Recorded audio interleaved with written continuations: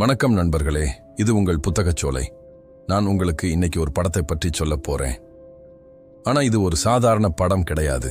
இந்த படத்தை பார்த்து முடிச்ச பிறகு நீங்க இரவு தூங்க போகும்போது உங்க மூளை உங்களை ஒரு கேள்வி கேட்கும். மனுஷன் உண்மையிலேயே நல்லவனா? இந்த கேள்விக்கு இந்த படம் தரும் பதில் உங்களை உறைய வைக்கும். அந்த படம் தான் 1995 வெளியான 7. ஆங்கிலத்துல 7 அப்படின்னு எழுதுவாங்க. இந்த படத்தோட கிளைமாக்ஸ் சினிமா வரலாற்றிலேயே மிகவும் அதிர்ச்சியான, மிகவும் கொடூரமான, மிகவும் பிரில்லியண்டான முடிவு.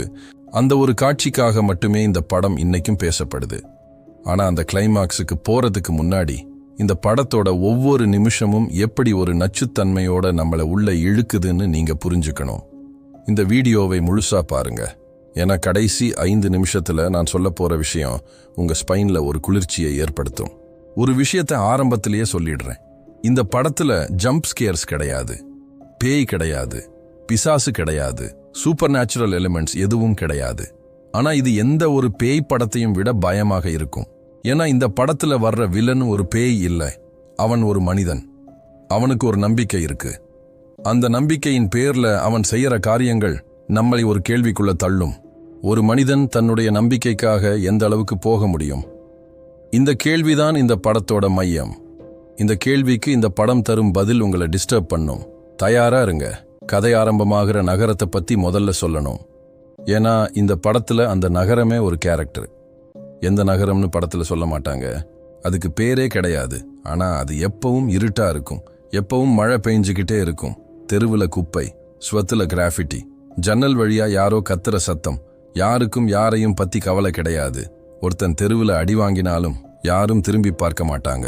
இந்த நகரம் ஒரு அழுகி கிடக்கிற உடம்பு மாதிரி. மேலே பார்க்கறதுக்கு ஒரு நகரம் மாதிரி இருக்கும், ஆனா உள்ள எல்லாமே சீரழிஞ்சிருக்கு. இயக்குனர் டேவிட் ஃபின்ச்சர் இந்த நகரத்தை ஏன் இப்படி காட்டினாரு தெரியுமா? ஏன்னா இந்த நகரம் தான் இந்த படத்தோட வில்லன் பிறக்கிற இடம். ஒரு சமூகம் எவ்வளவு மோசமா இருந்தா ஒரு சைக்கோ கில்லர் உருவாகுவான்கிறத இந்த நகரமே விஷுவலா சொல்லிடும். இந்த நகரத்தில் இருக்கிற போலீஸ் ஸ்டேஷன்ல ஒரு மனிதர் இருக்காரு. அவர் பேரு வில்லியம் சோமர்செட். மோர்கன் ஃப்ரீமேன் நடிச்ச கேரக்டர். சோமர்செட் ஒரு வயசான டிடெக்டிவ். அவருக்கு ரிட்டையர் ஆகிறதுக்கு இன்னும் 7 நாள் தான் இருக்கு. 30 வருஷத்துக்கும் மேலா இந்த அழுகிய நகரத்துல கொலைகளை இன்வெஸ்டிகேட் பண்ணி அவர் உள்ளுக்குள்ள ஒரு வெறுமையை அடைஞ்சிருக்காரு. இந்த உலகத்துல நல்லது நடக்காதுன்னு அவர் மனசுக்குள்ள ஒரு முடிவுக்கு வந்துட்டாரு. ஆனா அதை யாரும் கிட்ட சொல்ல மாட்டாரு. அவர் அமைதியா இருப்பாரு, புத்தகம் படிப்பாரு, யோசிப்பாரு. ஆனா அவரோட கண்கள்ல ஒரு சோகம் எப்பவும் தெரியும். இந்த உலகத்தை மாத்த முடியாதுன்னு தெரிஞ்சும் இந்த வேலையை செஞ்சுக்கிட்டு இருக்கிற ஒரு மனிதரோட எக்ஸாஸ்ஷன் அது. அந்த எக்ஸாஸ்ஷன்ல இருந்து தப்பிக்கத்தான் அவர் ரிட்டையர் ஆக போறாரு. அப்போதான் அவருக்கு ரிப்ளேஸ்மெண்டா ஒரு இளம் போலீஸ் வர்றான். அவன் பேரு டேவிட் மில்ஸ். பிராட்பிட் நடிச்ச கேரக்டர். மில்ஸ் சோமர்செட்டுக்கு எக்ஸாக்ட் ஆப்போசிட். இவன் ரத்தம் கொதிக்கிற இளைஞன். எல்லா கேஸையும் சால்வ் பண்ணிடலாம்னு நம்புற ஆளு. எல்லா கொலைகாரனையும் பிடிச்சிடலாம்னு நினைக்கிற ஆளு. இவன் கிட்ட பேஷன்ஸ் கிடையாது, ஆனா கரேஜ் மட்டும் நிறைய இருக்கு. இவன் இந்த நகரத்துக்கு தன்னோட அழகான மனைவி ட்ரேசியோட வர்றான். ட்ரேசி இவங்க 2 பேருக்கும் இடையில ஒரு சாஃப்ட் ஹியூமன் கனெக்ஷனா இருப்பாங்க. அவங்களுக்கு இந்த புதுசான நகரம் பிடிக்காது, ஆனா மில்ஸுக்காக சாக்ரிஃபைஸ் பண்ணி வந்திருக்காங்க. இந்த கேரக்டர் ஏன் முக்கியம்ங்கிறது படத்தோட கடைசியில தான் புரியும். ஆனா அது வரைக்கும் ட்ரேசி ஒரு சாதாரண சப்போர்ட்டிவ் வைஃப் மாதிரி தான் தெரிவாங்க. இதுதான் டேவிட் ஃபின்ச்சரோட மிகப்பெரிய ட்ரிக். முக்கியமான விஷயங்களை சாதாரணமா வச்சுட்டு கடைசியில பாம்பா வெடிக்க விடுவாரு. சோமர்செட்டும் மில்ஸும் சேர்ந்து வேலை பார்க்க ஆரம்பிக்கிற முதல் நாளே ஒரு கொலை வருது. ஒரு குண்டான மனிதன். அவன் ரொம்ப ரொம்ப பெருசா இருப்பான். அவன் தன்னோட வீட்டுல தட்டு நிறைய சாப்பாடு வச்சிருக்கு. அவன் முகம் அந்த சாப்பாட்டுக்குள்ளேயே புதைஞ்சு செத்து கிடக்கான். ஆனா இது சாதாரண மரணம் இல்லை. யாரோ அவனை ஒரு துப்பாக்கியால மிரட்டி அவனை நிறுத்தாம சாப்பிட வச்சிருக்காங்க. மணிக்கணக்கா சாப்பிட வச்சிருக்காங்க. அவனோட வயிறு வெடிக்கிற அளவுக்கு சாப்பிட வச்சு கடைசியில அவன் வயிற்றுல ஒரு உதை கொடுத்திருக்காங்க. அந்த உதையில அவன் வயிறு வெடிச்சு செத்து போயிருக்கான். அந்த சுவத்துல ரத்தத்தால ஒரு வார்த்தை எழுதி வச்சிருக்கு, ஜிலட்டனி, அதாவது தமிழ்ல பெருந்தீனி. பைபிள்ல சொல்லப்பட்ட 7 கொடிய பாவங்கள்ல ஒண்ணு. அதிகமா சாப்பிடுறது, அளவுக்கு மீறி உண்றது, அது ஒரு பாவம். அந்த பாவத்தை இவன் செஞ்சான்னு சொல்லி அந்த பாவத்தையே வச்சு இவனை கொன்னு இருக்கான் யாரோ ஒருத்தன். அடுத்த நாளே இன்னொரு கொலை வருது. இப்போ ஒரு பணக்கார வக்கீல் செத்து கிடக்கான். அவனோட அறையில ரத்தம் தெரிச்சிருக்கு. அந்த வக்கீல் தன்னோட சொந்த உடம்புல இருந்து 1 கிலோ சதையை வெட்டி எடுத்திருக்கான். ஆனா அவனாவே வெட்டிக்கல. யாரோ அவனை கட்டி வச்சு அவனையே தன் சொந்த சதையை வெட்ட ஃபோர்ஸ் பண்ணியிருக்கிறாங்க. அந்த சுவத்துல மறுபடியும் ஒரு வார்த்தை, கிரீட், அதாவது பேராசை. இந்த வக்கீல் பணத்துக்காக குற்றவாளிகளை காப்பாத்தின ஆளு. அந்த பேராசைக்கான தண்டனையாத்தான் இந்த கொலை நடந்திருக்கு. இப்போ சோமர்செட்டுக்கு கன்ஃபார்ம் ஆயிடுது, இவன் ஒரு சீரியல் கில்லர். இவன் பைபிள்ல இருக்கிற 7 கொடிய பாவங்களை ஒரு டெம்ப்ளேட்டா வச்சு கொலை பண்றான். பெருந்தீனி, பேராசை, இன்னும் 5 பாவங்கள் இருக்கு. 5 கொலைகள் இன்னும் நடக்கும். சோமர்செட் லைப்ரரிக்கு போறாரு. ஏன்னா இந்த கில்லரை புரிஞ்சுக்கணும்னா அவன் படிக்கிற புத்தகங்களை நாமளும் படிக்கணும். டான்டேயோட டிவைன் காமெடி, சாசரோட கேண்டர்பரி டேல்ஸ், மில்டனோட பாரடைஸ் லாஸ்ட், இந்த எல்லா கிளாசிக்கல் லிட்ரேச்சர்லயும் 7 கொடிய பாவங்களை பற்றி விரிவா எழுதியிருக்காங்க. இதை வச்சு இன்வெஸ்டிகேட் பண்ணும்போது அவங்களுக்கு ஒரு லீட் கிடைக்குது. ஒரு அபார்ட்மெண்ட்டை கண்டுபிடிக்கிறாங்க.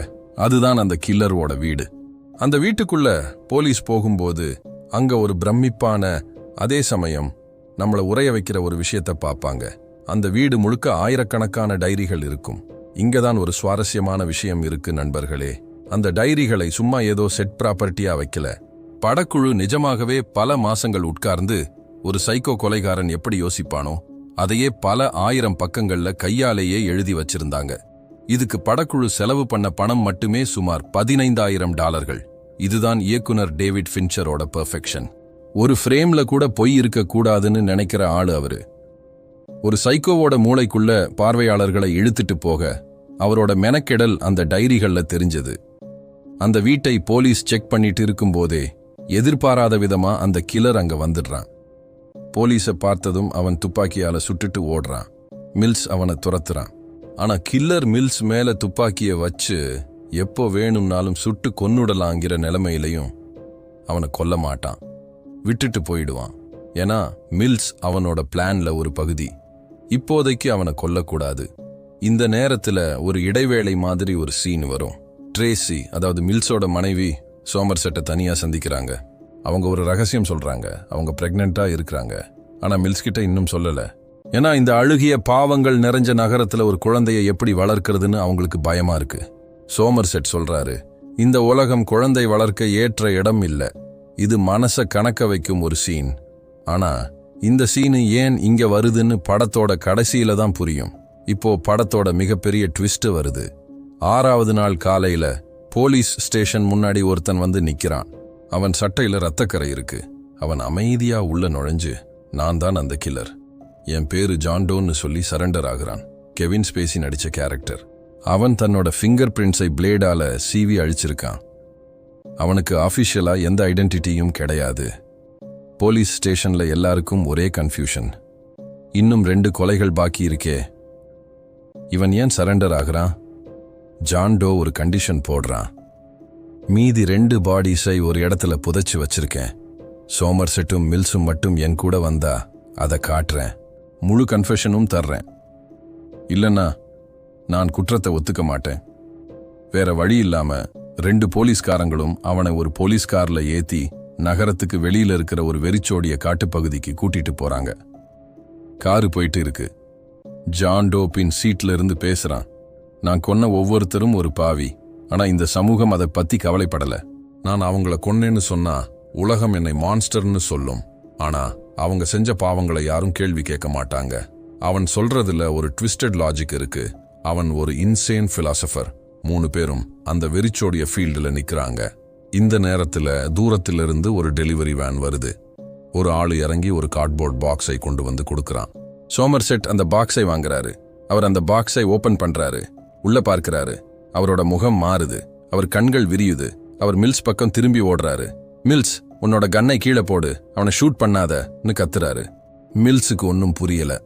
Watts in the box, what's in the பாக்ஸ்ன்னு கத்துறான். ஜான் டோ சிரிக்க ஆரம்பிக்கிறான்.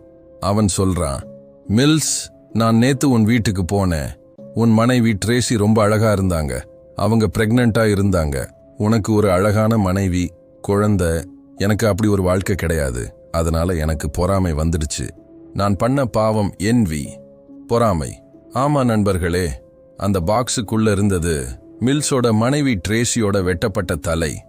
ஜான் டோ சொல்றான், சுடு மில்ஸ், என்ன சுட்டு கொல்லு. நீ செய்ய போற பாவம் ட்ராத், கோபம். என்ன கொன்னு என்னோட 7 கொடிய பாவங்களோட மாஸ்டர் பீஸை நீயே கம்ப்ளீட் பண்ணு. ஜான்டோ ஏன் சரண்டர் ஆனான் தெரியுதா? ஏன்னா அவனோட பிளான்ல அவனோட சாவும் ஒரு பகுதி. அவன் பொறாமையை ரெப்ரசன்ட் பண்றான். மில்ஸ கோபத்தை ரெப்ரசன்ட் பண்ணுவான். மில்ஸ் அவனை சுட்டா. 7 பாவங்களும் கம்ப்ளீட். சோமர்செட் வேண்டாம் மில்ஸ்னு கெஞ்சுறாரு. ஆனா மில்ஸோட உலகமே இடிஞ்சு விழுந்துருச்சு. அவன் கோபத்தோட வலியோட கண்ணீரோட ஜான்டோவை சுட்டுக் கொள்றான். ஜான்டோ சிரிச்சுக்கிட்டே சாகுறான். ஏன்னா அவன் ஜெயிச்சிட்டான். அவனோட 7 பாவங்களும் கம்ப்ளீட் ஆயிடுச்சு. நண்பர்களே, இங்கதான் டேவிட் ஃபின்ச்சர் ஒரு மிகப்பெரிய மேஜிக் செஞ்சிருக்காரு. அந்த பாக்ஸ்க்குள்ள ட்ரேசியோட தலை இருக்குன்னு நமக்கு தெரியும். மில்ஸோட ரியாக்ஷனை வச்சு நாமளும் பதறுவோம். ஆனா படம் முழுக்க ஒரு செகண்ட் கூட அந்த பாக்ஸ்க்குள்ள இருக்கிற தலைய கேமராவுல காட்டியே இருக்க மாட்டாங்க. ஆனா படம் பார்த்து முடிச்ச பல பேரு நான் அந்த தலைய பார்த்தேன் அப்படின்னு சத்தியம் பண்ணுவாங்க. எதையும் வெளிப்படையா காட்டாம நம்ம மூளைக்குள்ளேயே அந்த இரத்த களரியான ஒரு காட்சியை உருவாக்குனதுதான் ஃபின்ச்சரோட மாஸ்டர் ஸ்ட்ரோக். இதுதான் உண்மையான சைக்காலஜிக்கல் த்ரில்லர். இந்த படம் 1995 வெளியானது. பட்ஜெட்டா $3 கோடி 30 லட்சம் செலவில் எடுக்கப்பட்டு $327 மில்லியன் மேலா வசூல் பண்ணுச்சு. ஆனா இதோட ரியல் இம்பாக்ட் வசூல் இல்ல. இது சினிமா எடுக்கிற முறையையே மாத்துச்சு. கடைசியா ஒரு விஷயம், 7 ஒரு கிரைம் த்ரில்லர் மட்டும் இல்ல. இது ஒரு பிலோசாபிக்கல் டிபேட். கில்லர் சொல்றது சரியா? இல்ல. ஆனா அவன் ரைஸ் பண்ற கேள்விகள் வேலிடா? ஆமா. நம்ம சமூகத்துல பேராசை, சோம்பேறித்தனம், காமம், கோபம் இதெல்லாம் இருக்கு. ஆனா ஒரு சைக்கோ இதை ஜஸ்டிஃபிகேஷனா வச்சு கொலை பண்ணினா அது சரியா? இந்த கேள்வியை கேட்கறதே இந்த படத்தோட பவர். இந்த வீடியோ உங்களுக்கு பிடிச்சிருந்தா லைக் பண்ணுங்க. இந்த மாதிரி உலக சினிமாவோட இருண்ட பக்கங்களை ஆழமா தெரிஞ்சுக்க புத்தகச்சோலை சேனலை சப்ஸ்கிரைப் பண்ணுங்க. 7 படம் பார்த்திருக்கீங்களா? வாட்ஸ் இன் த பாக்ஸ் சீனை பார்த்தப்போ உங்க ரியாக்ஷன் என்ன? கீழே காமெண்ட்ல சொல்லுங்க. அடுத்த வீடியோல சந்திக்கிறேன். இது உங்கள் புத்தகச்சோலை. கீப் வாட்சிங், ஸ்டே சேஃப். நன்றி, வணக்கம்.